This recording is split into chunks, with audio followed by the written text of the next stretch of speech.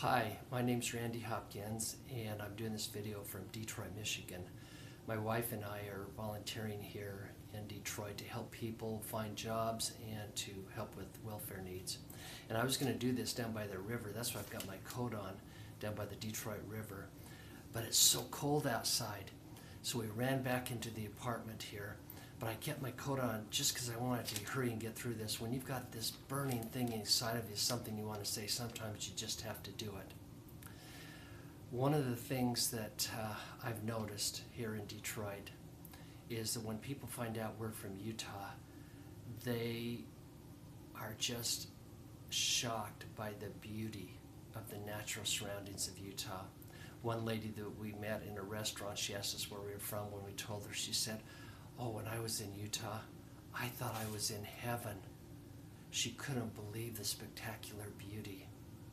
Another lady that we met at an interfaith council, she said, "Oh, I was out there in Utah. I went to Zion National Park, and I could not believe how beautiful it was. And as I looked up at those walls in the canyon, it was a spiritual experience." And so this is a message to Gary Herbert and Rob Bishop and the rest of the congressional delegation of Utah, the politicians there. Sometimes we don't know what we have until it's gone. And it is so disappointing to hear the constant assaults on the public lands in Utah. And Gary Herbert, please be honest with the people of Utah. When you talk about that local people can control these public lands better, have better control, well, that's coded words, because what you're really saying is three things are going to happen.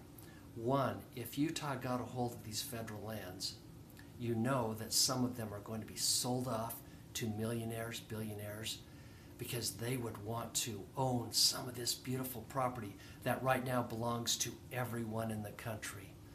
Two, you know that if Utah got a hold of these lands, there would be more oil drilling, and three, more coal mining.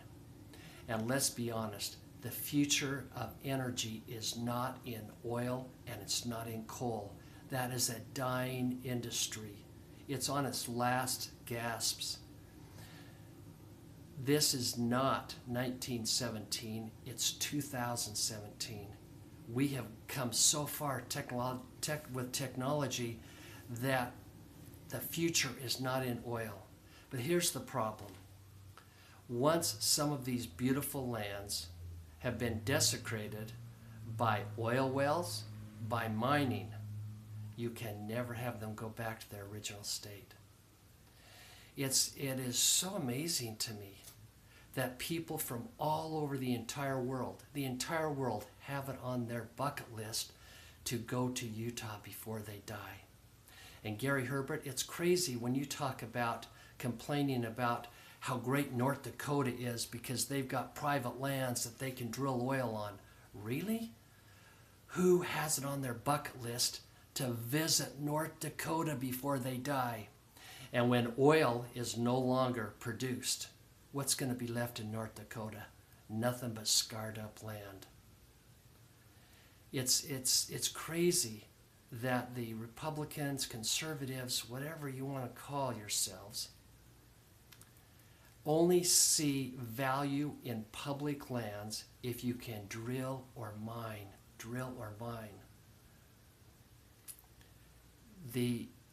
There are other ways to make money.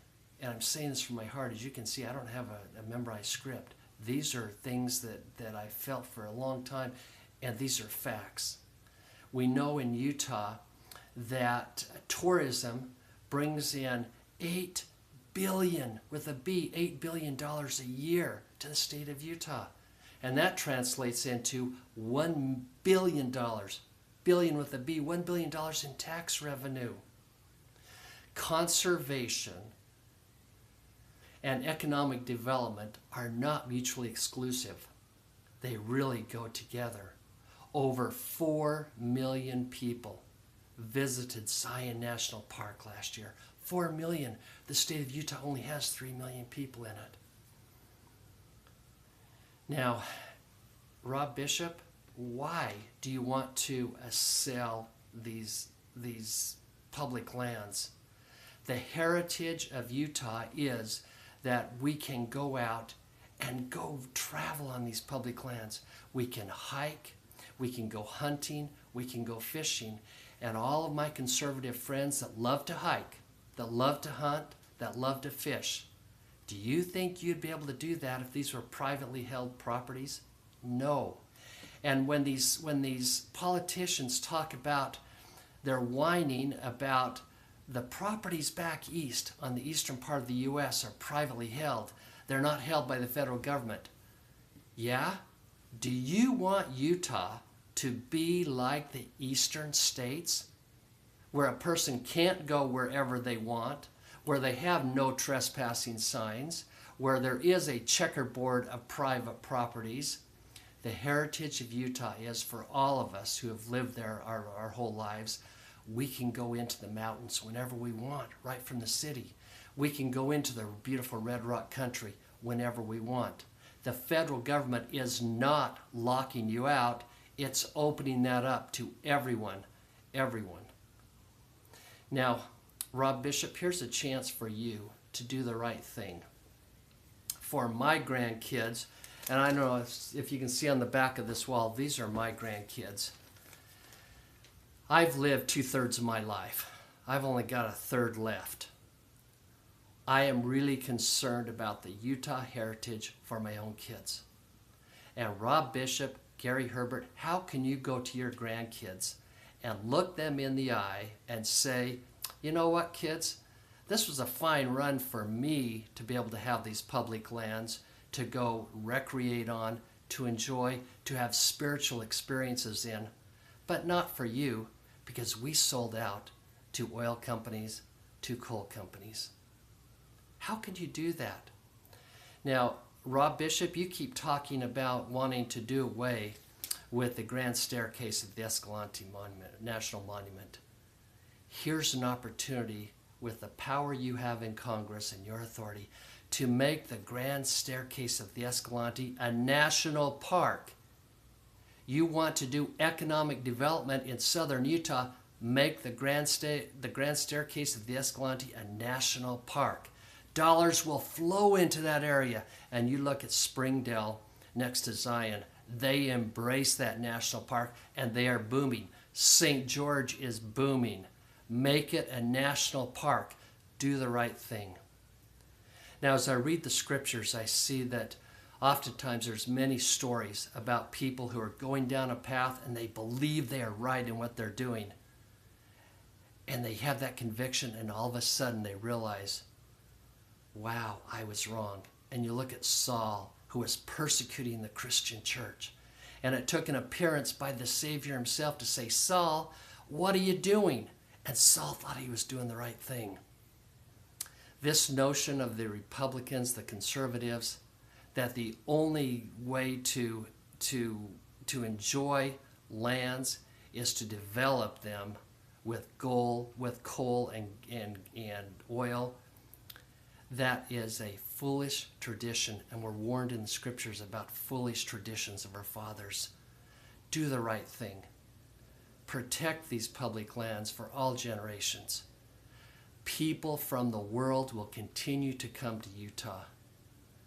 In 20 years, oil is going to be a thing of the past.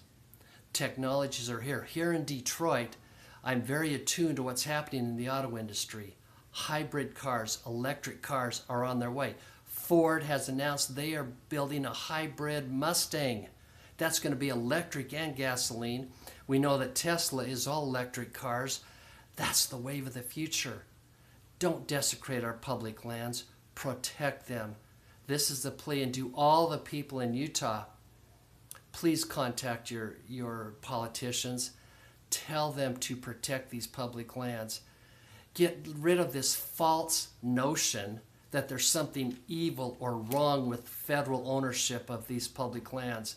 Remember, it's because of the federal ownership that you can get out of your house and walk up and hike in the Wasatch Mountains, who are mostly owned by the federal government. It's so that you can go into southern Utah and hike in those beautiful Red Rock canyons. Please don't destroy that.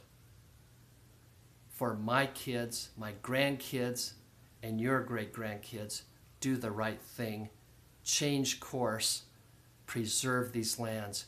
Wouldn't it be wonderful to have a governor of Utah who stands up and says, I am so proud to be the governor of Utah, the land that has the most protected of any lands in the United States of America.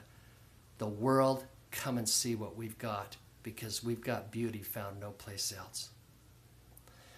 I hope if you like this, you'll share it. Maybe something good will happen. Bye.